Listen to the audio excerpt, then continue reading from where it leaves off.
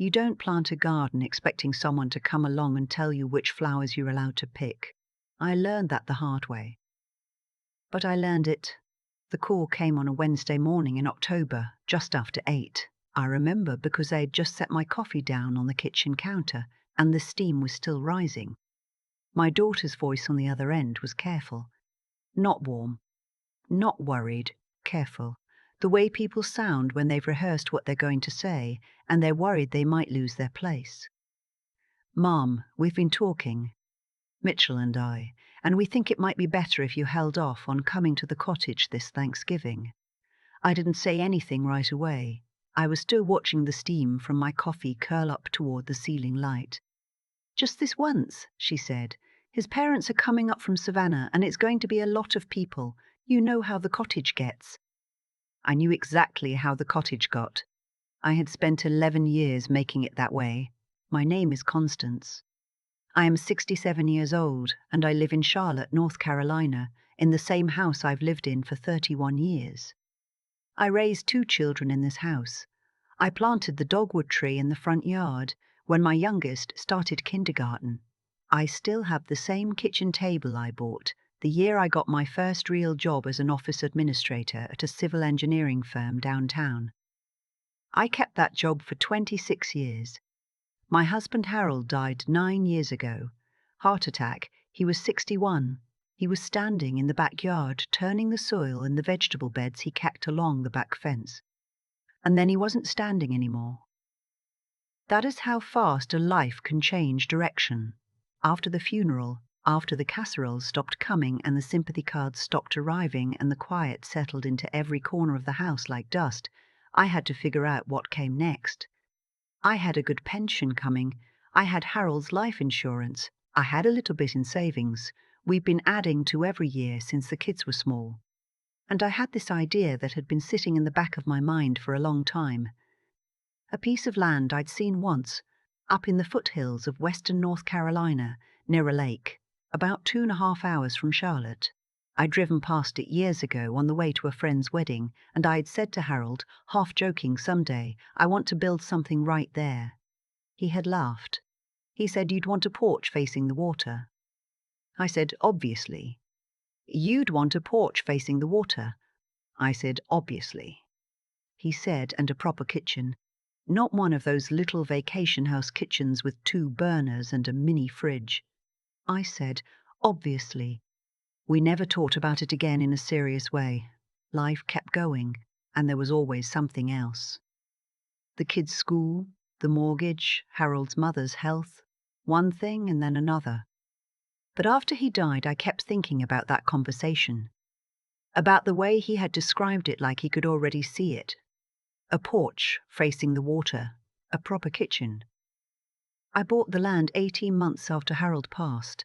It was 11 acres on the eastern side of the lake, with a sloped yard down to the water and a stand of old hardwood trees along the property line. I used part of the life insurance money and a portion of my savings. My financial advisor thought I should wait another year. I told him I'd waited long enough. I didn't build the whole house at once. I did it in stages, the way you have to when you're doing it mostly on your own and you're careful about money. The foundation and the frame first. Then the roof. I had a contractor named Jean who I trusted completely and who did good work without trying to upsell me on things I didn't need. I made decisions about every single detail. The wide plank pine floors, the stone fireplace in the living room, the porch, yes, facing the water, just like Harold had said, with white painted railings and enough room for 4 rocking chairs and a small table. I had a photograph taken when the exterior was finished, but before the interior was done. Just me, standing on the front steps, squinting into the afternoon sun with my arms crossed like I was daring someone to argue with me. That photo is still on my refrigerator at home in Charlotte. I look at it sometimes when I need to remember what I'm capable of. It took 3 years from start to finish. By the time the cottage was truly done, floor sealed, kitchen equipped, beds made up in all 3 bedrooms, I was 63 years old and I had built something from nothing. Something that was entirely mine. I called it the Lake House. Simple, Harold would have called it something like that too. For the first 2 years I went up alone mostly. A long weekend here and there in the spring. A full week in August. Sometimes a friend would come with me. My friend Gwendolyn from my old book club, or my neighbour Portia, who I've known for 20 years. We'd sit on the porch in the evenings and watch the sun go down behind the water and drink whatever we felt like drinking and talk about anything or nothing. Those were some of the best days of my life, quiet in a way that felt earned rather than empty. My daughter Tamara started asking about the cottage pretty early on. She'd seen the photos I posted on Facebook during construction, and she called me a few times wanting to know when it would be ready. I told her I wasn't sure yet. She called it the project for a long time, the way you talk about something that isn't real yet. Then the first time she and Mitchell visited, they drove up from Atlanta with the kids the summer after it was finished, she started calling it the lake house. Present tense. Like it already belonged to her vocabulary.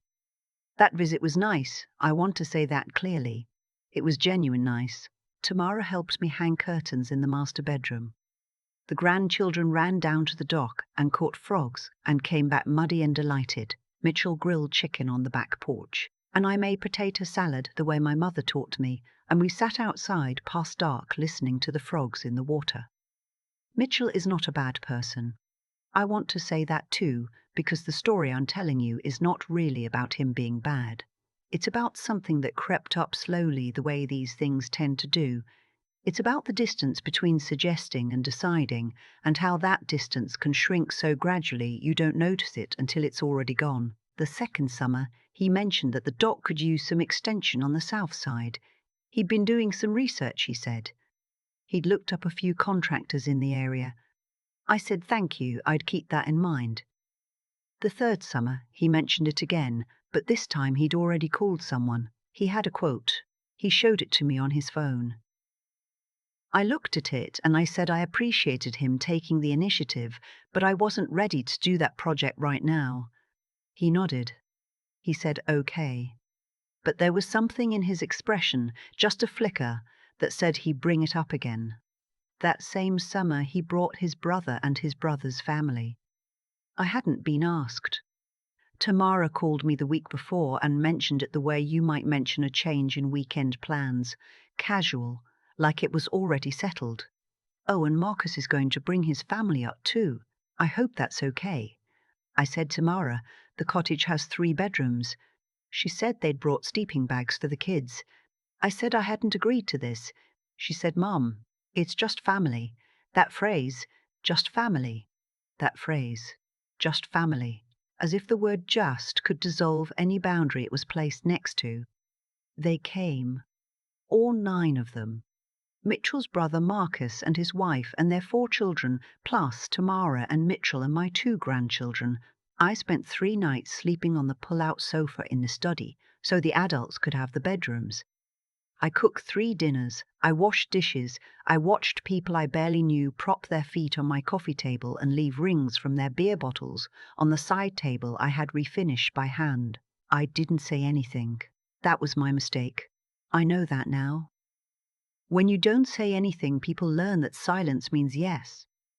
The following spring, Mitchell called me directly. Not Tamara. Mitchell. He was calling, he said, to talk about logistics for the summer. He had some ideas about a regular schedule. Maybe they could come up every other weekend from June through Labor Day. Maybe his parents could use it for a week in July while he and Tamara were at a work conference. I sat very still on my end of the phone. I said, Mitchell, this is my cottage. I haven't agreed to a schedule. He said he understood that, but they wanted to make the most of it as a family resource. Family resource, that is what he called it. A thing I built with my own savings and my own husband's life insurance and my own 3 years of decision-making and my own 2 hands helping Jean set stones in that fireplace. A family resource. I told him I would think about it. I didn't call back. I thought I had said enough by not agreeing. Another mistake. When you don't close a door clearly, some people will assume it's drifting open. July came and I drove up to the cottage for a long weekend. I was planning to stay 5 days. I had brought food, books, the quilt I've been hand-piecing for 2 years that I only work on when I have real quiet time. I pulled into the driveway and the door didn't open with my key. I stood there in the gravel with my bag over my shoulder, and I tried the key 3 times. The lock had been changed. I'm going to tell you what that felt like, because I think it matters. It wasn't anger first. It was something underneath anger, something that took me a moment to name. It was grief, the same grief I felt when I walked into Harold's closet 6 months after he died and found his clothes still hanging there, exactly as he'd left them, a kind of sudden, vertiginous loss of something you thought was solid. I called Tamara from the driveway. She answered on the 4th ring. I said, "Tamara, I am standing in front of the cottage, and my key does not work." She was quiet for a second. Then she said, "Oh, right. Mitchell had the locks rekeyed last week. He was worried about the old set being copied. He was going to send you the new key." I said, "He rekeyed the locks on my property without asking me." She said, "Mom, he was just trying to be helpful." I said, "Tamara, this is my house. Your husband changed the locks on my house without my knowledge or permission." She said she'd call him and call me back. I sat in my car in my own driveway for 45 minutes waiting. The sun was high and hot, and I could see the lake through the tree line, just a glint of it through the leaves. I had planted 2 of those trees myself, the young red maples on the eastern edge of the yard. I had planted them the second summer, when the cottage was still new and I had energy for everything. Tamara called back and said Mitchell was sorry, he hadn't meant for it to come across wrong, and he'd drive up Saturday to bring me the new key. I said, "Saturday is in 3 days." She said, "Mom, it's really not a big deal." And there it was. The thing I had been watching build for 3 years, finally stated plainly. My cottage, my land, my locked door, not a big deal. I drove back to Charlotte. The 3-hour drive gave me time to think very clearly. I have always done my best thinking while driving. Something about the road moving under you. I thought about Harold, about the way he always said I had the best instincts of anyone he knew, but that I had a habit of not trusting them until it was almost too late. He said it gently, the way Harold said most things, but he meant it. He was right then, and he is right now. I thought about what I actually wanted, not what would keep the peace, not what would make Tamara feel comfortable, what I, Constance, wanted. I wanted to keep the cottage. I had spent 11 years working toward that land and 3 years building that house, and I had planted trees in that yard. And I knew the name of the contractor who built my fireplace, and I had spent mornings on that porch watching fog lift off the lake before anyone else was awake. It was mine, in a way that had nothing to do with a deed and everything to do with love. But I also thought about what it would feel like to drive up there next summer and find Mitchell's parents already settled into my master bedroom. To sit on my own porch and feel like a guest. To keep having the same conversation each time with the volume turned up a little higher, for however many years were left. I did not want that. I knew I did not want that. I called a real estate agent the following Monday morning. His name was Terry. He'd been in the area for 20 years and knew the lake properties well. I told him I was thinking of selling. He said the market was very good right now. He said I had probably timed it well without even meaning to. I told him I'd been waiting for the right time. I said it, and I meant it more than he knew. I did not tell Tamara. I know that sounds significant, and I suppose it is. But I want you to understand my thinking. Every time I had told Tamara something in advance, it had become a negotiation, a conversation where I explained myself, and she relayed my explanation to Mitchell, and Mitchell generated a counter-argument, and Tamara called me back with the counter-argument, and I had to explain myself again. I was 67 years old, and I was tired of explaining myself about things that were mine. The cottage sold in 6 weeks. Good price. Better than Terry had projected, actually. closed on the 14th of May.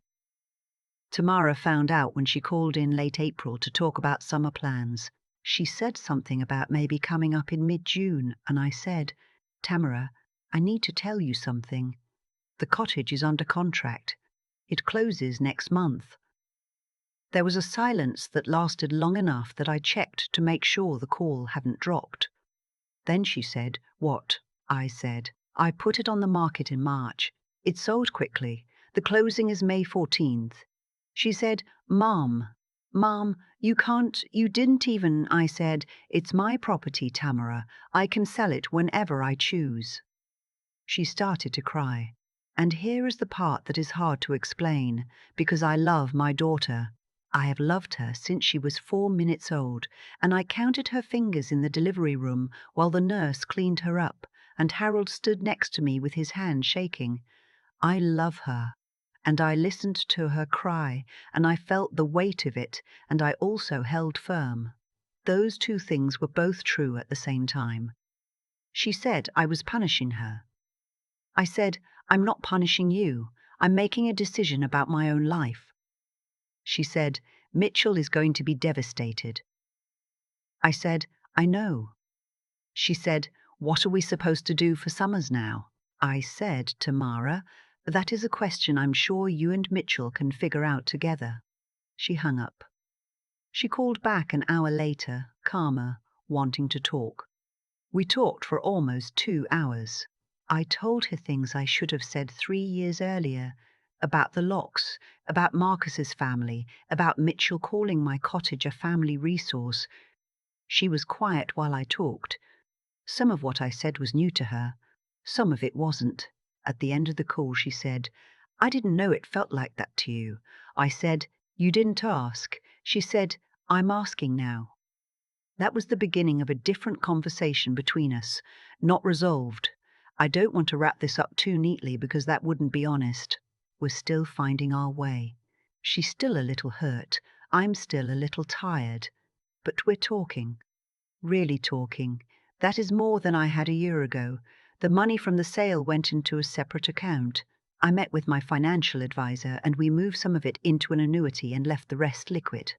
I updated my will in March. Something I should have done years ago, and something I would tell any woman in my position to do as soon as possible. Get it in writing. Protect what you've built. I am not going to pretend that I don't miss the cottage sometimes. I do. I miss the porch in the morning. I miss the way the light came through the kitchen window right around noon when the sun was directly over the water. I miss the sound of the lake at night. But here is what I've found since. My friend Gwendolyn introduced me to a group, maybe 10 or 12 women, most of us in our 60s or early 70s, all of us with some version of a similar story, not all property. Some of them have stories about money, about adult children who borrowed and didn't repay, about retirement accounts they were pressured to dip into. Some have stories about being pushed to one side as their sons and daughters form their own families and stop making room. We rent a house together twice a year. Once in the spring, once in the fall. We share the cost equally. Last October we went to a place on the Outer Banks, a proper house, 5 bedrooms, right on the Sound. We sat on the deck in the evenings and talked and laughed and cooked meals together, and nobody had to explain themselves to anyone. I felt free in a way I hadn't felt in years. There is something about women who have been through something and come out the other side with their self-respect intact. There is a particular quality to the company they keep. I don't know how to explain it exactly, except to say that being in a room full of women like that feels like oxygen. I'm not angry at my daughter. I want that to be clear. What I am is clear-eyed about what I will accept and what I won't, about what is mine to give and what isn't mine to give away, about the difference between generosity and surrender. Harold used to say that the most important conversations we have are the ones we have with ourselves, early in the morning, before the day starts, and other people's voices come in. He was a quiet man, who said things simply and usually got them right. I think about that cottage sometimes, what it meant to build it. Not just the physical building of it, though that mattered, the choosing and deciding and watching it become real. But what it meant to myself, to prove to myself, after Harold died and the house went quiet and I didn't know who I was going to be now, that I was still someone who could start something from nothing and make it into something real. The cottage is gone now. But I built it once. I know I could build something again if I decided to. That's not nothing. That's actually everything. Some things you carry in your body rather than your hands, the knowledge of what you're capable of, the memory of a porch facing the water, the sound of a lake at night when everyone else is asleep and the world is completely, perfectly still. I still have that. Nobody changed the locks on that.